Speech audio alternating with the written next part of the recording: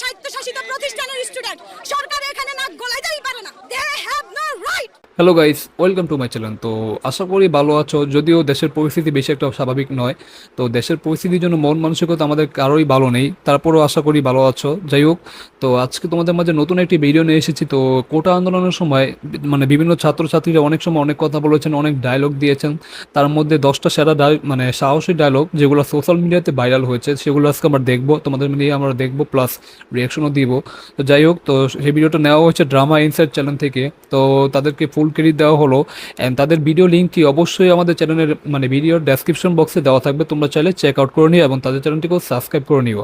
আর তোমরা যারা আমার চ্যানেলে নতুন আছো অবশ্যই আমার চ্যানেলটিকে সাবস্ক্রাইব করে নিও, প্লাস বেল আইকনটি প্রেস করে দিও যাতে নতুন নতুন ভিডিও পেয়েছো। এবং যারা ফেসবুক থেকে ভিডিওটি দেখছো অবশ্যই আমাদের ফেসবুক পেজটিও ফলো করে দিও এবং শেয়ার করে দিও ভিডিওটি, যাতে তোমার বন্ধু বান্ধব যারা আছে সবাই দেখতে পারে। তো চলো দেরি না করে ভিডিওটি শুরু করা যাক। Let's play. 1 2 3। স্বায়ত্তশাসিত প্রতিষ্ঠানের স্টুডেন্ট সরকার এখানে নাক গলাইতেই পারে না। They have no right. Yes আপু, গুড। সেটার প্রধানমন্ত্রী ও মাই গড, সে বাংলাদেশে 6 কোটি আছে কাঙ্গালি। দেখুন কোটা চাচার কি আন্দোলনকে ঘিরে দেশের যে রিয়াকশন। পরিস্থিতি সৃষ্টি হয়েছে, বাংলাদেশের ইতিহাসে এমন ভয়ানক পরিস্থিতি আর কখনো দেখা যায়নি। চারিদিকে এখন রক্তলাল। এই পরিস্থিতিতে আমাদের ছাত্র সমাজ এখনো যেভাবে গর্জন দিয়ে যাচ্ছে, সেগুলো শুনলে বুকের মধ্যে একটা কাঁপন সৃষ্টি হয়, জি জি একটা আলাদা সাহস তৈরি হয়। গোষ্ঠীমারি রাজনৈতিক দল, আমার দরকার আমাদের সন্তানদের বাঁচানো। জি। এখানে থাকবো, এখান থেকে আমাকে কেউ সরাইতে পারবে না। আহ, ভাই আমার দিকে তাকান ভাই। এই আপুটা অনেক মানে মানে অনেক সাহস তার, সে আসলে বাংলার ভিডিওতে আমরা বাগিনী। আপনাদের সেসব সাহসী গর্জন শোনাবো, যেগুলো শুনলে আপনিও জ্বলে উঠবেন। জি। চলুন লাইক দিয়ে শুরু করা যাক। ইনশাআল্লাহ। ঢাকা বিশ্ববিদ্যালয়ে পড়তেন আপনি? ঢাকা বিশ্ববিদ্যালয়ে পড়তেন ভাই, আমার দিকে তাকান আহ ভাই। কি বলেন কত টাকা বিজনেস আপনার? 35 হবে শিওর। আরে আল্লাহ ভাই, আপনি সিনিয়র বাবা। একজন দাঁড়ান, একজন পাবলিক সার্ভিস যে দেয় তার থেকে আমি বেসিক কোশ্চেন করতে পারি না?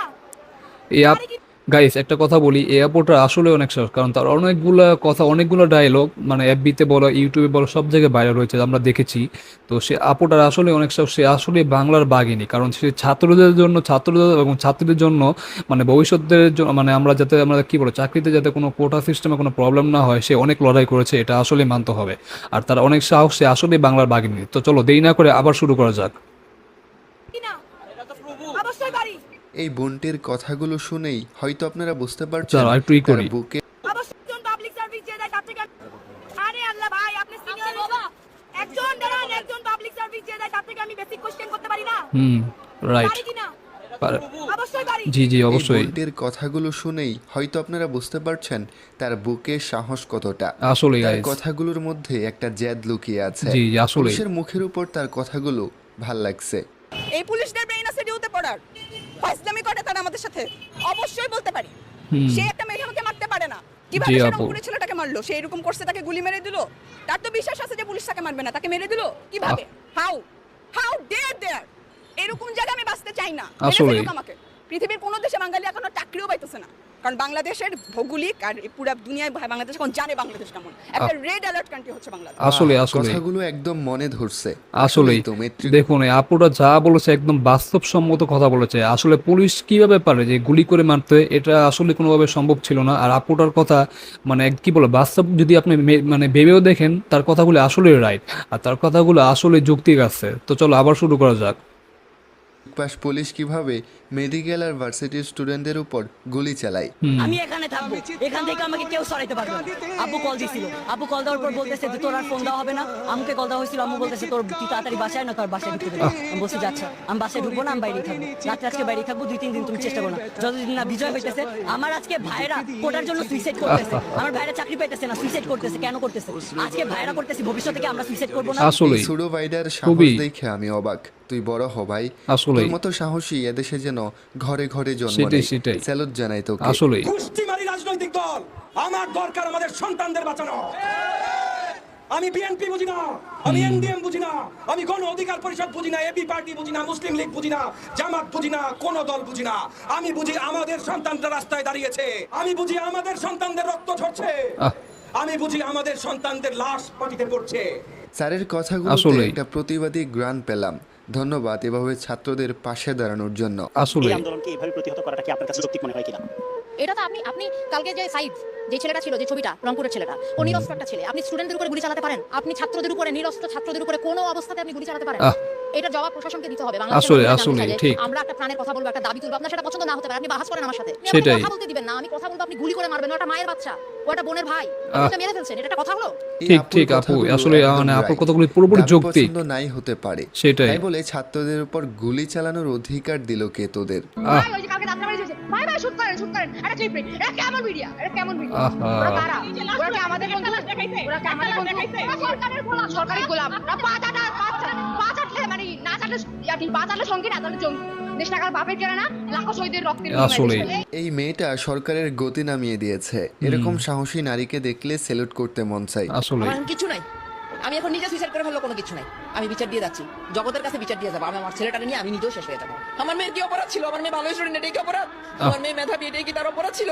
আমার মেয়ে ডিপার্টমেন্টে ফার্স্ট ছিল, এটাই কি তার অপরাধ ছিল? আমার মেয়েটা বিমান বাহিনী, তো মায়ের কত তো আর্ত না, মানে তার যদি মেয়েটা মারা গেছে মেবি। হ্যাঁ আজকে বুঝে আমি মেয়েটা হারাইলাম। এই ভিডিওটা আমাকে অনেক কষ্ট দিয়েছে। এই মায়ের বুকটা খালি হয়ে যার গেল। বুক খালি খুবই সে কষ্ট আসলেই পেলাম। বুঝে। ওই যে নিচে আবু সাইদ ভাই আর এটা একটা ভাই।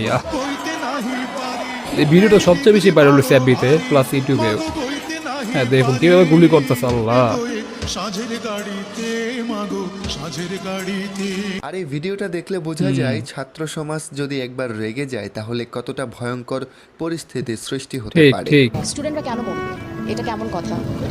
আমরা এটা মেনে নিতে পারি না। আজকে আমরা মেনে নিতে পারছি না দেখে আজকে আমরা এখানে জি দাঁড়িয়েছি। জি এবং আসলে একটা কথা বলতে চাই যে আপনারা যারাই আমাকে শুনছেন না কেন এই মুহূর্তে, স্টুডেন্টদেরকে বুঝিয়ে বলুন, মেরে না। ঠিক ঠিক। সো আমরা এই অপরাধ কখনোই মানতে পারবো না দেখে আজকে আমরা সবাই এখানে জি একত্রিত আপু, হয়েছি। ঠিক, এবং আপনি আমরা ঠিক চাই বলছেন। এটা খুব দ্রুত সমাধান হোক। স্যালুট মুফতি আপনাকে। সাফা কবিরের এই কথাগুলো বেশ ভালো লাগলো। আসলেই। তিনি এই আন্দোলনে ছাত্রদের পাশে ছিলেন।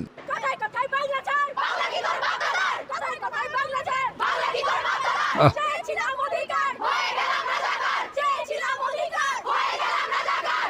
সাহসী নারীদের এই স্লোগানগুলো যে কারোর রক্ত গরম করে দেবে। আসলে, আসলে। তাদের স্লোগানে প্রতিবাদের গন্ধ পাওয়া যায়। আপনি স্যাটের মন্ত্রী, স্যাটের প্রধানমন্ত্রী, হ্যাঁ এখনো সে বাংলাদেশে 6 কোটি আছে কাঙ্গালি। আর আপনি কোন গরিব নাই, রাস্তায় নামে একদিন ঘুমাইয়া দেখেন, ঘুমাইয়া দেখেন। তাছাড়া ধরে ধরে ভরে থই, ভরে দাও পলানের রাস্তা পাবা না।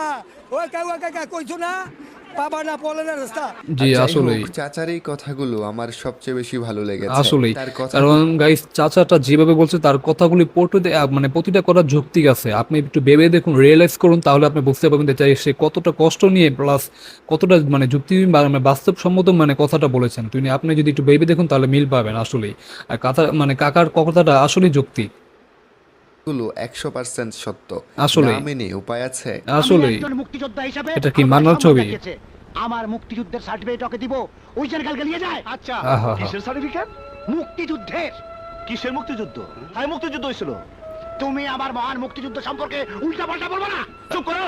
মুক্তিযুদ্ধ যদি হইতো আর সত্যি যদি মানুষের মুক্তি হইতো তাহলে তোমার সার্টিফিকেট দেখে আমার চাকরি নিতে হইতো না। ফার্স্ট ক্লাস পাওয়ার পর 5 বছর ধরে ঘরে বেকার বলেছি। 2001 সালের ছবি এটা। মুক্তিযুদ্ধ এখন করবো। আহা হা।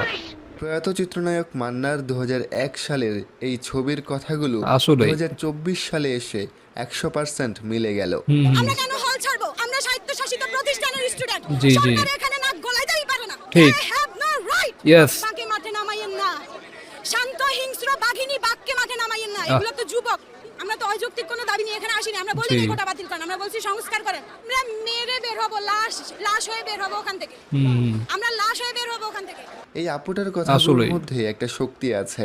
সরকারকে উদ্দেশ্য করে এভাবে কথা বলতে বুকে সাহস লাগে। আসলেই, যা এই আসলেই। মেয়েটার রয়েছে। আসলেই। দেশ বিক্রি করে খাই দিছে অলরেডি। দেশের মানুষের বুকে পাখির মতো গুলি করছে। দেখাল, আমি দেখাচ্ছি। এই দেখেন মাথায়, হাতে, এই হাতে বুকে আছে গুলি এমন ভাবে করছে।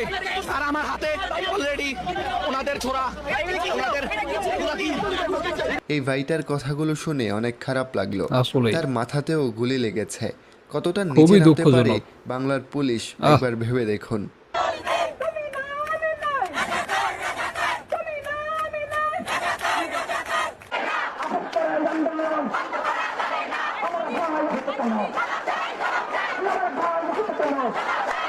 এই বোনটি যদিও এখন আমাদের মাঝে নেই, আল্লাহ। তবুও তার সাহসী কথাগুলো রয়ে গেল আমাদের মাঝে। দোয়া রইল আপনি ভালো থাকবেন। সেটাই।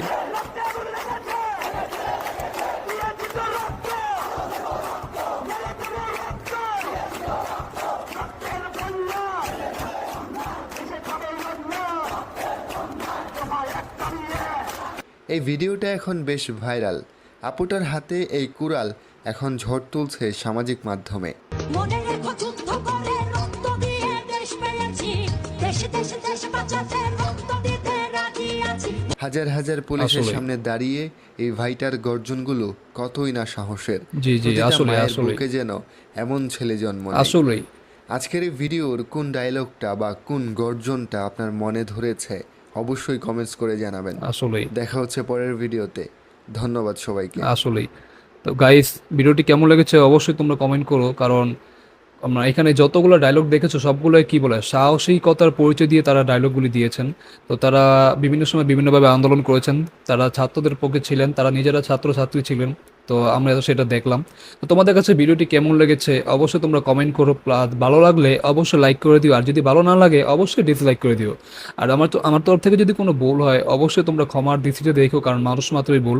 আর যাই হোক, কারণ মানুষের ভুলের উপরে তো কিছু নেই, তাই না? তো ক্ষমার দৃষ্টিতেই দেখবো আশা করি। আর চ্যানেলে নতুন হলে অবশ্যই সাবস্ক্রাইব করে দিও, প্লাস লাইক কমেন্ট শেয়ার করো। অ্যান্ড যারা ফেসবুক থেকে দেখছো তারাও অবশ্যই আমার ফেসবুক পেজটিকে ফলো করে দিও, প্লাস লাইক কমেন্ট শেয়ার করে তোমার বন্ধুদের মাঝে শেয়ার করে দিও, যাতে আমার পেজ প্লাস ইউটিউব চ্যানেলটা গ্রো হয়। তো আজকে এই পর্যন্তই, ভালো থেকো সবাই, আল্লাহ হাফেজ।